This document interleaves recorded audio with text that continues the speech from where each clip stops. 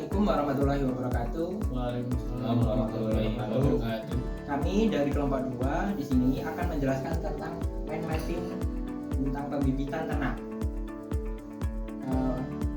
Kelompok kami terdiri dari saya, Fajar Alfiadi, Saya Isrul Kurniawan. Saya Priyandaru Arnaika. Saya Agung Priyadi. dan rekan kami yang sedang merekam, Galih Windu Berlian. Perkenalkan, nama saya Galih Windu Berlian. Di sini saya akan menjelaskan tentang kriteria indukan sapi. Kriteria indukan sapi itu secara umum dibagi 3, yaitu mulai dari penjelasan kriteria indukan sapi potong, sapi perah, serta kriteria umum. Nah, untuk penjelasan kriteria indukan sapi mencakup kondisi fisik yang sehat, bebas penyakit, tidak cacat, memiliki bentuk tubuh proporsional serta organ reproduksi yang normal dan aktif dengan umur produktif 2,5 hingga 8 tahun. Ya pokoknya kriteria itu, ini bahasa lainnya unggul lah, lebih unggul dari yang lain, makanya dipilih jadi kriteria indukan sapi supaya bisa menghasilkan bibit-bibit ini, sapi potong, sapi perah, kriteria umum ini. Nah, untuk sapi potong yaitu biasanya mencakup kesehatannya itu apa? Bebas penyakit, vaksinnya lengkap, serta pemberian vitamin yang teratur. Untuk genetiknya biasanya limosin atau Brahman. Kenapa limosin Brahman? Apa limosin atau Brahman? Karena ini menentukan suhu. Limosin itu di wilayah subtropis, Brahman itu untuk tropis seperti wilayah kita lokal.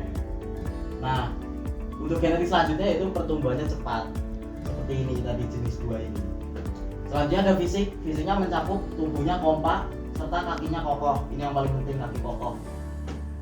Nah, untuk sapi perah mencakup produksi susu yang banyak, minimal ini lebih dari 15 liter per hari, serta lemaknya itu 3,5%. Untuk kesehatannya bebas masitis. Masitis itu adalah, nah untuk masitis ini apa sih? Masitis itu penyakit pembekakan pada ambing. Ambingnya simetris. Untuk perilakunya tenang dan tidak kooperatif. Ini sangat penting karena nanti berlaku pada pemanenan itu. Kalau nggak tenang ya nggak jadi diperah.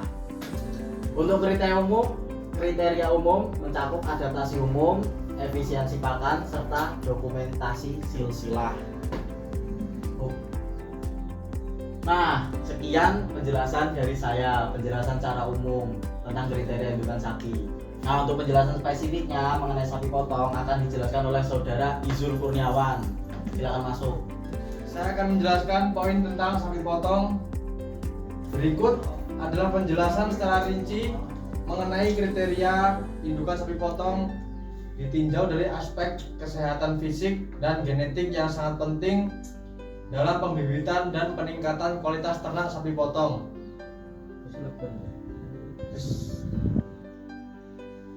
1. Kriteria kesehatan fisik indukan sapi potong. Kesehatan fisik menunjukkan bahwa indukan dalam kondisi prima untuk berkembang biak dan memelihara anak. Berikut indikatornya. 1. Kondisi tubuh. Idealnya memiliki BCS 3-3,5 dari 1-5. Cukup daging dan lemak, tidak terlalu kurus atau gemuk. Kedua, struktur tubuh sehat dan simetris.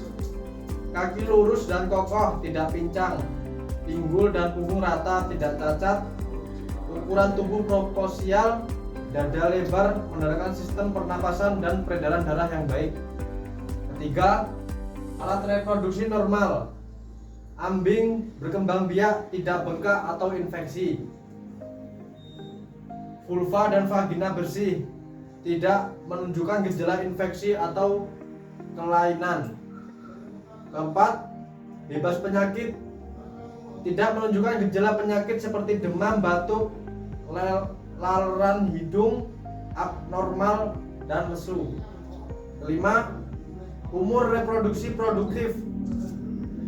Umur ideal indukan adalah 2,5-8 tahun. Di atas 8 tahun biasanya produktivitas menurun dan resiko gangguan reproduksinya meningkat.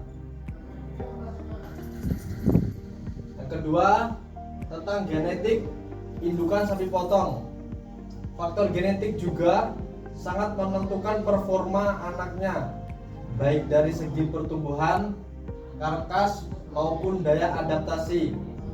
Kriteria genetik yang baik diantara lain: 1. Berasal dari pejantan dan induk yang unggul, garis keturunan jelas, dan berasal dari sapi yang punya catatan performansi baik, pertumbuhan cepat, karkas tinggi, fertilisasi tinggi, memiliki data recording atau silsilah yang dapat dipercaya.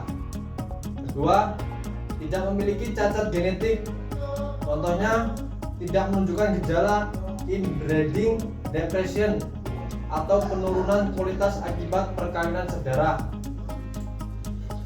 tidak menunjukkan kelainan bentuk tubuh atau pertumbuhan abnormal.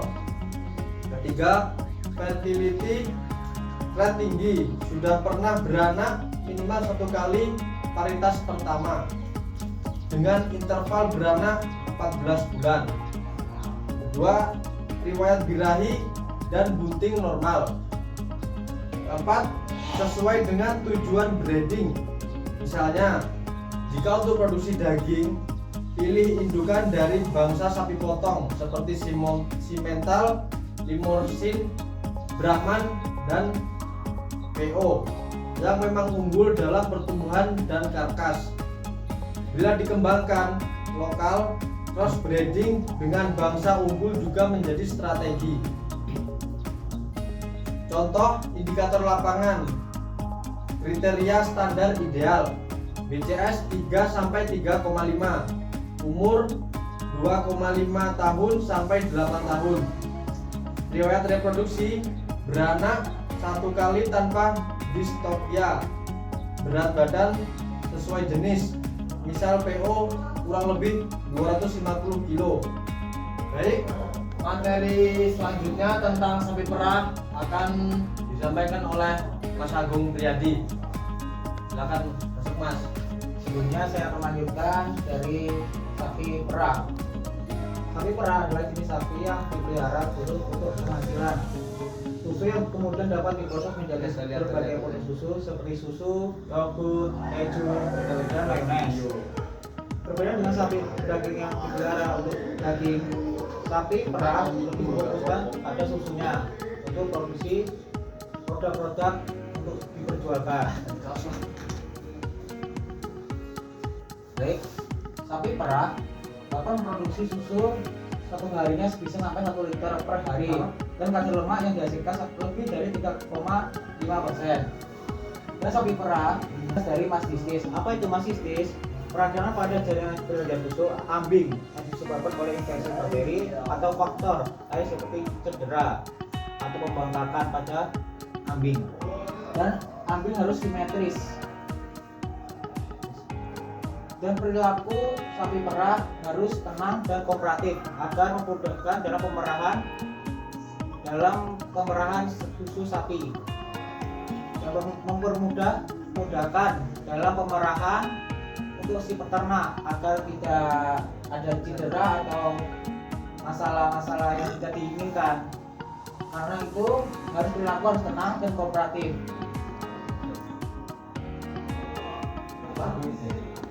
Untuk materi selanjutnya akan dilanjutkan oleh Fajar Afriyadi dengan kriteria umum.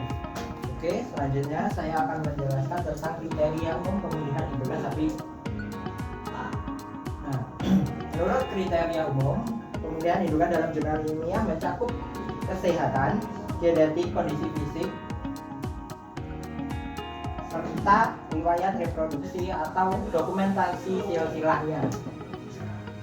Yang pertama dibahas adaptasi umum terhadap lingkungan. Adaptasi umum terhadap lingkungan ini sangat berpengaruh terhadap kriteria umum ini, karena kebanyakan para peternak memilih ternak yang memiliki adaptasi tinggi terhadap lingkungan supaya ternak tersebut dapat dikembangkan untuk indukan ataupun dikembangkan dalam produktivitasnya. Selanjutnya, poin efisiensi pakan. Dalam efisiensi makan, ternak merujuk pada sejauh mana ternak dapat mengubah makanan menjadi produk yang diinginkan seperti susu, daging, telur atau produk lainnya. Tapi terutama ini dalam peternakan indukan sapi itu mengacu kepada daging yang umumnya berlaku di masyarakat. Karena untuk pola penggemukan yang biasanya dilakukan secara umum. Kualitas pakan ini, efisiensi pakan ini dipengaruhi juga dari kualitas pakannya yang tinggi nutrisi sehingga memudahkan ternak dalam mengefisiensi pakan diolahnya sebagai daging atau produksi lainnya untuk dapat mengurangi jumlah biaya produksi yang berkelanjutan dalam usaha peternakan sapi di masyarakat pada umumnya. Selanjutnya, materi dokumentasi silsilah akan dilanjutkan oleh rekan saya Priyandaru Armayoga. Perkenalkan, nama saya Priyandaru Armayoga. Di sini akan saya menjelaskan dokumentasi silsilah. Dokumentasi silsilah atau di garis besarnya ada pencatatan atau pengetahuan indukan supaya apa itu genetiknya terjaga. Tujuannya agar memahami asal usul dari contohnya asal negaranya, keunggulannya, bangsanya, dan kriteria sapinya. Manfaatnya untuk memperdayakan dan sumber dayanya semakin baik menjadi kualitas unggul untuk kriteria indukan yang akan dikembangkan di negara yang ada. Elemen tertibnya yaitu strukturnya harus sangat baik dan jangan sampai kita melewati dari prosedur-prosedur yang kita nantikan untuk menjadi kriteria indukan sapi yang berkualitas tinggi. Sekian presentasi dari kelompok kami mengenai mind mapping kriteria indukan sapi, mengenai NK pembibitan kelompok. Kurang lebihnya kami mohon maaf. Saya akhiri. Wassalamualaikum warahmatullahi wabarakatuh. Waalaikumsalam warahmatullahi wabarakatuh.